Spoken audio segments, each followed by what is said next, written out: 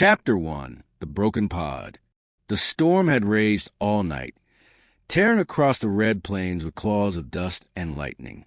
Ethan Vera hunched deeper into his jacket, boots crunching against the hard-panned soil as he scanned the horizon, his old sensor unibuzz faintly in his hand, picking up a strange energy spike just over the ridge. Out here, nothing ever spiked unless it was trouble or salvage. When he crested the rise, he saw it, a broken shell half buried in the sand, its one sleek curves now scorched and split. Pale blue light pulsed weakly from the seams, painting the rocks in ghostly glow. Ethan exhaled a low whistle. Damn, that's no colony craft.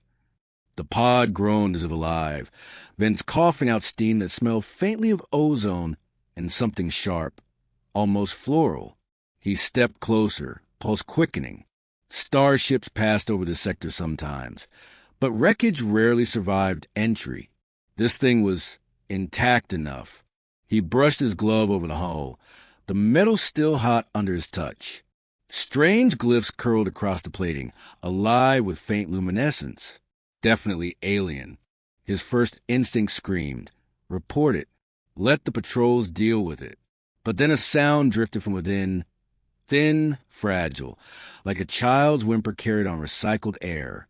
Ethan froze. No way.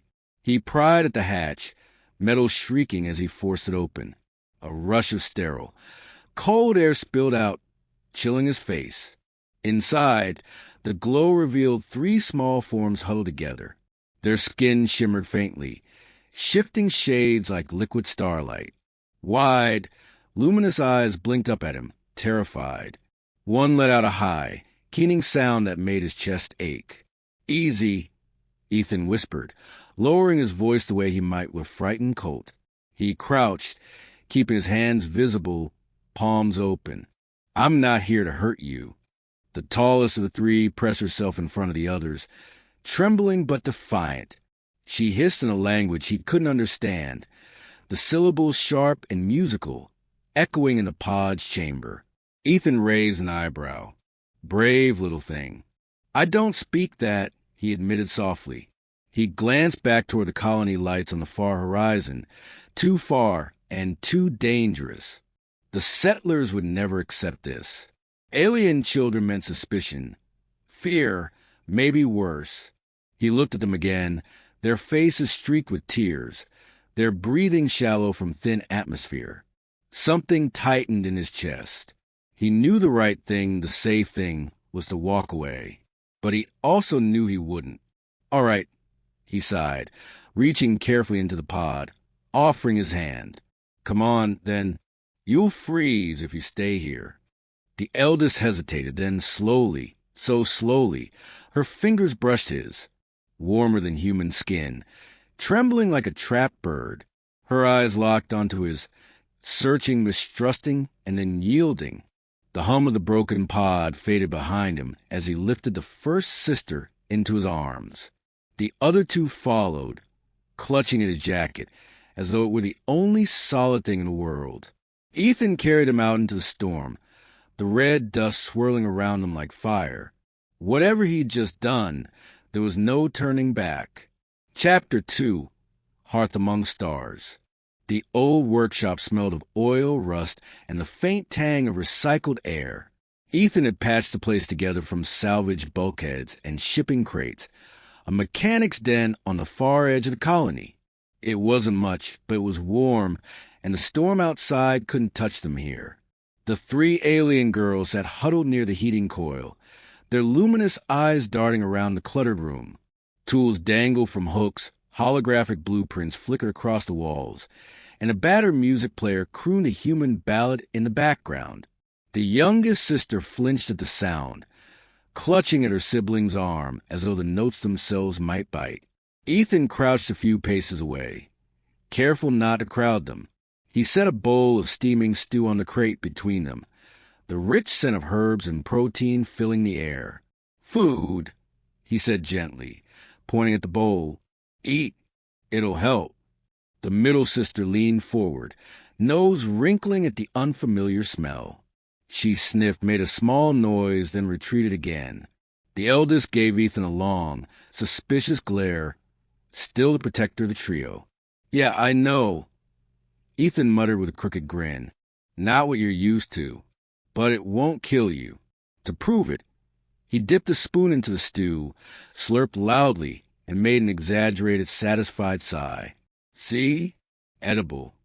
The youngest tilted her head, eyes wide. Slowly, carefully, she reached for the spoon. Her tiny hands fumbled, but she managed to scoop a bite. She tasted it, then blinked, startled by the flavor. A sound escaped her, half cough, half laugh. Ethan chuckled softly. That's right. Not so bad, huh? The eldest whispered something sharp in her language, but the younger one ignored her, taking another spoonful with determination. The middle sister followed, hesitant but curious. Finally, with a reluctant huff, the eldest tried as well. Her expression didn't soften, but she didn't spit it out either. Ethan leaned back against his workbench, arms crossed. The sight stirred something in him, a strange warmth, an ache he hadn't felt in years. Family. He had never thought the word would apply to him again. A faint hum filled the room as the heating coil cycled. The sister's hair caught the light, shimmering in shifting colors he couldn't name. It was beautiful, otherworldly, and a reminder how fragile this balance was. If the colony authorities discovered them, fear would turn to violence. Humans distrusted what they couldn't control. Ethan glanced at the music player. The song had shifted to a slower tune, a melody filled with longing. He turned it down, but not off. That's called music, he said quietly, gesturing toward it. Humans, we like stories set to sound. Makes us feel less alone. The sisters tilted their heads, listening.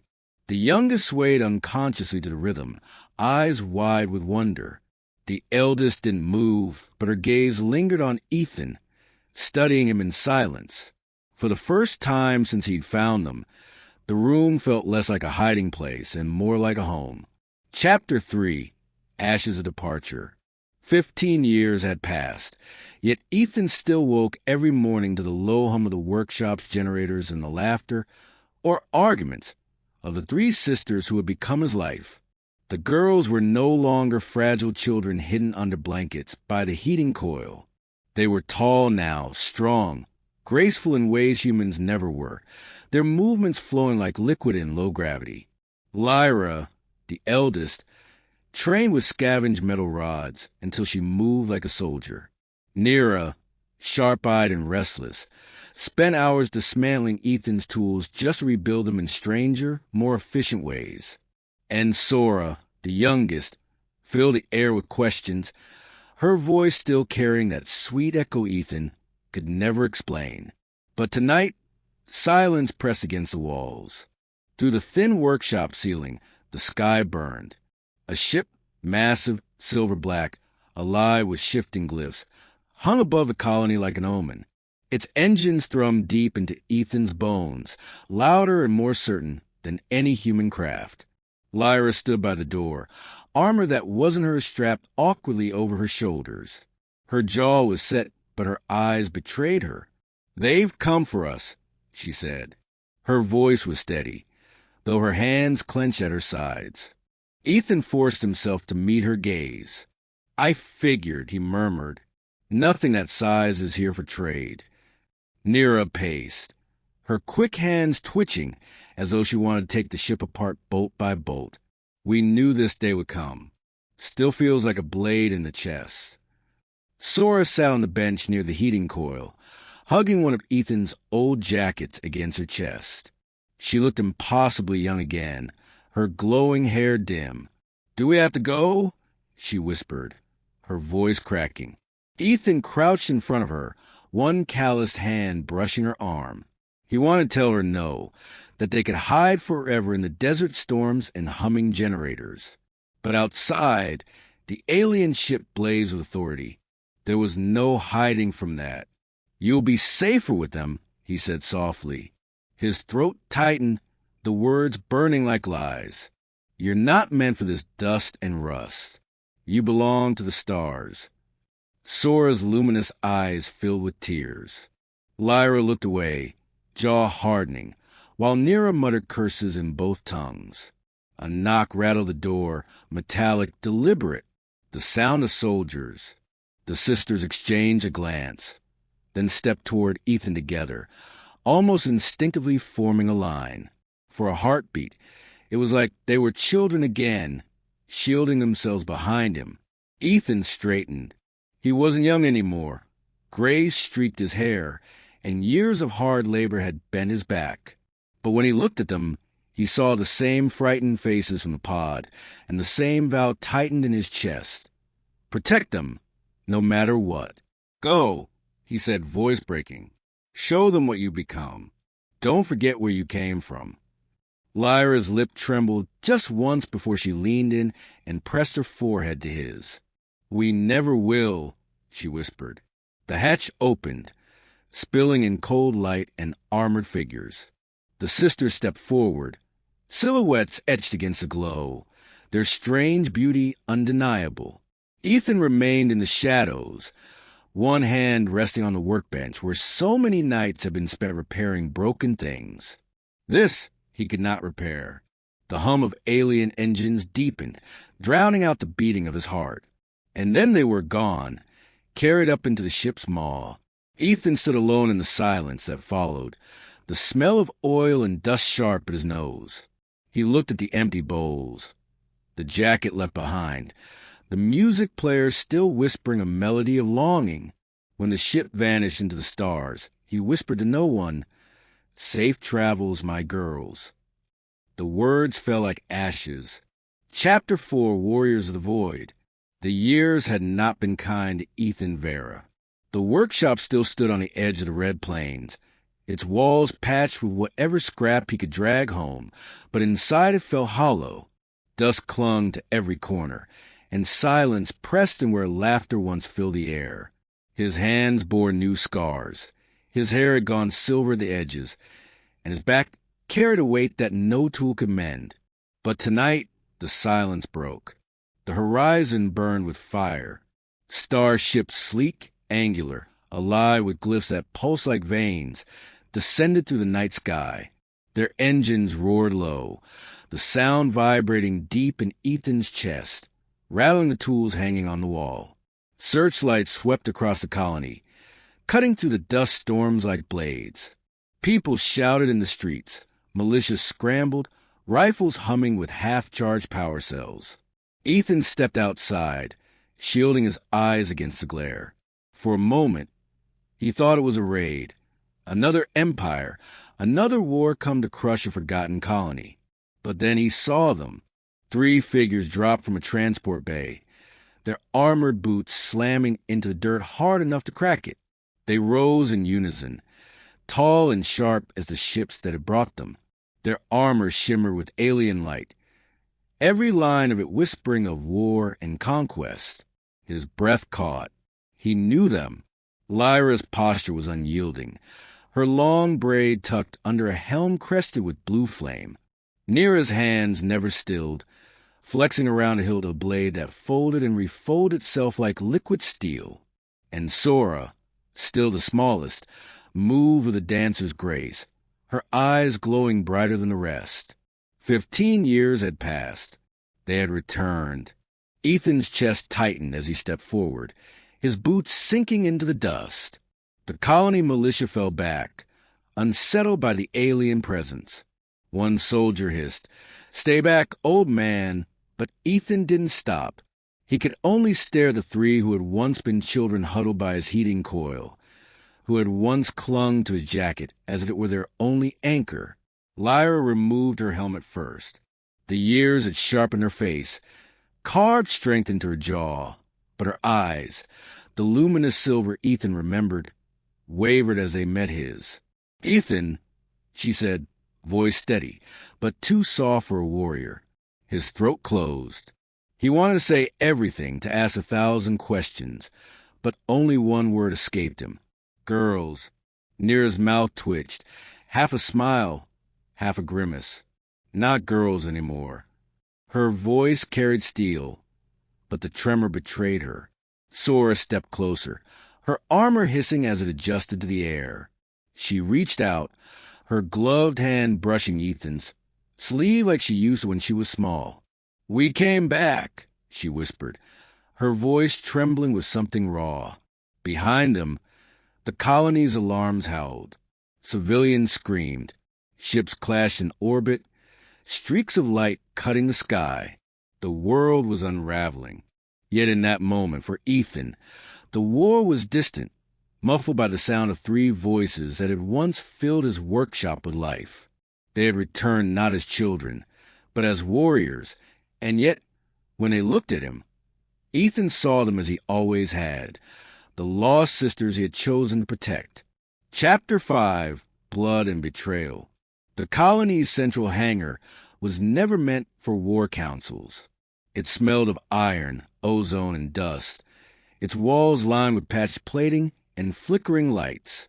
Now it thrummed with tension. Militia soldiers in patched armor, alien warriors in gleaming suits, and in the middle, Ethan, with his hands braced on the scarred metal table. "They'll come again before dawn," Lyra said. Her voice had hardened into command, a tone Ethan barely recognized. Holographic projections hovered above the table, shifting shapes of alien fleets and red-outlined colonies under siege. "My people are divided. Half of them see humanity as an ally. The other half," her jaw tightened, "as a weakness to be purged." Neera scoffed, pacing in sharp, restless steps. "Weakness? These humans hold out with scrap ships and rifles that should have been in museums. They fix the unfixable. They survive where we would starve. That isn't weakness."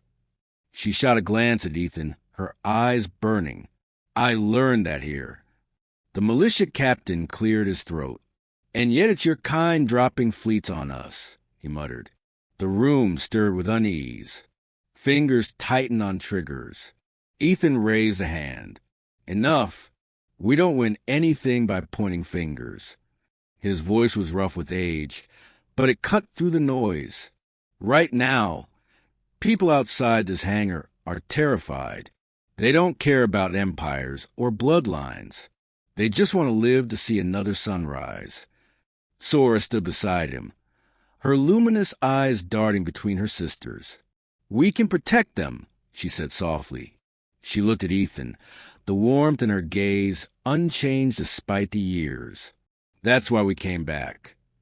Lyra's fist clenched. The commander inside her screamed to obey, to preserve her people's honor. But the girl who had once trusted a human mechanic to carry her through a storm refused to betray him now. Her eyes burned with unshed tears. She drew her blade and set it on the table beside Neera's. "Then I choose family." Sora's voice trembled, but her hand found Ethan's. Always. For the first time since their return, Ethan allowed himself to breathe.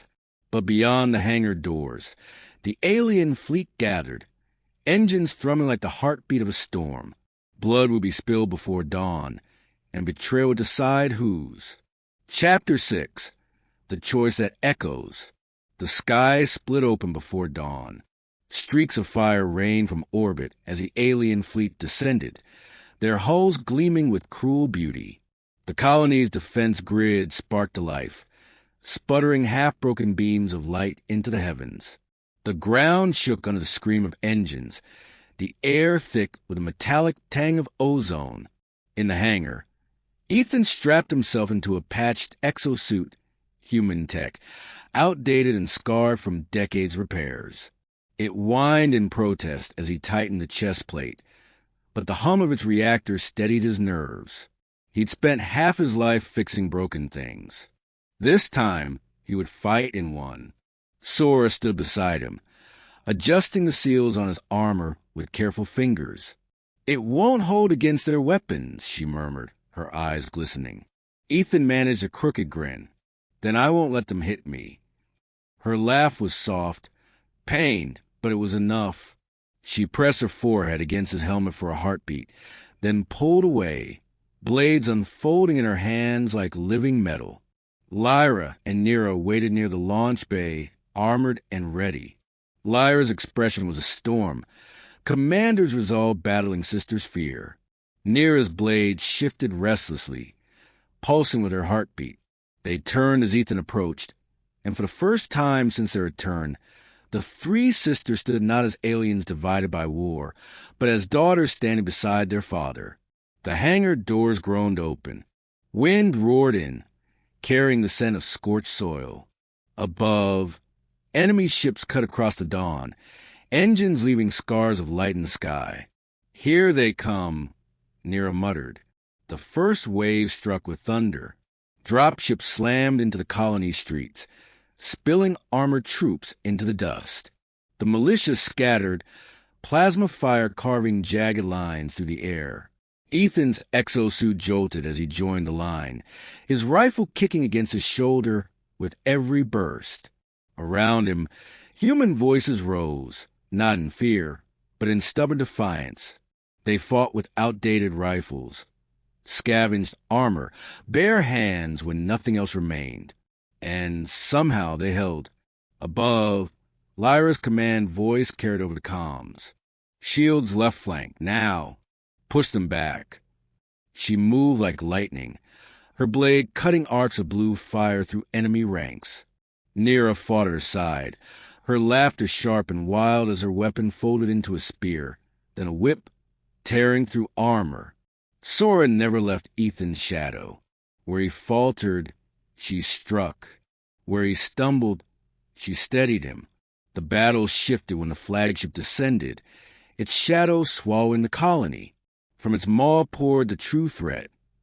Commanders of the Empire, cloaked in black armor that rippled with energy. One raised a weapon, voice booming in alien tongue. Lyra froze. Their insignia marked him as her former master. "Lyra!" Ethan shouted, voice raw. Her blade trembled. The command in Neil still echoed in her blood, in every drilled instinct. But then she looked at Ethan, grimy, scarred, still standing in a broken suit that should have failed hours ago. A man who had nothing but will, yet had given her everything. Her jaw set. She raised her blade. "No," she said, her voice carrying across the comms. "My loyalty is here." The sisters surged forward, fighting not for empire, but for the human who had given them a home. Ethan pushed with them, rifle blazing, his body screaming with effort. The colony roared as humans and aliens fought side by side, the impossible alliance holding against the storm. The flagship reeled under the assault, flames tearing through its hull. As it rose, retreating to the sky, silence swept the battlefield. The sisters stood bloody but unbroken, their armor cracked, their eyes burning with something new. Ethan sank to one knee, his exosuit hissing sparks. Lyra caught him before he fell, her hand firm on his shoulder. "You shouldn't have been here," she whispered. He met her gaze, his smile weary but unyielding. "Family shows up. That's the rule." For the first time in years, Lyra laughed, a sound both broken and whole. Above them, the dawn finally broke, light spilling over the wreckage. The colony still stood. The sisters, once nurtured by a lone mechanic, had returned not as weapons of an empire, but as warriors who chose their path. And in that fragile sunrise, Ethan felt the truth echo louder than the engines or the guns.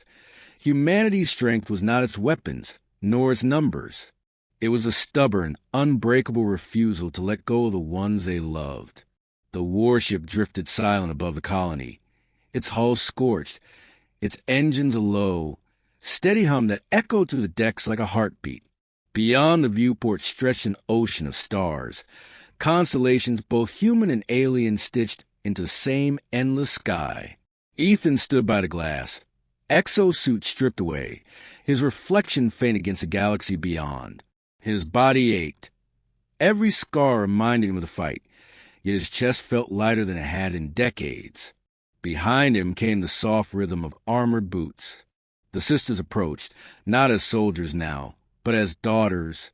Lyra unfastened her helm, silver hair falling free as she stepped to his side. Neera leaned casually against the bulkhead, her grin tired but alive, and Sora, always the closest, slipped her hand into his, her glow warming his weathered skin. For a moment, none of them spoke. The silence was enough, the kind of silence that held everything they had survived. At last, Lyra's voice broke the stillness, hushed but certain. You gave us more than survival, Ethan. You gave us a home when we had nothing. Whatever we become, that will never change. He swallowed hard, his eyes still fixed on the stars. Family, he murmured, his voice rough but steady. That's the only empire worth building. The sisters tightened around him. 3 against 1, yet all the stronger for it.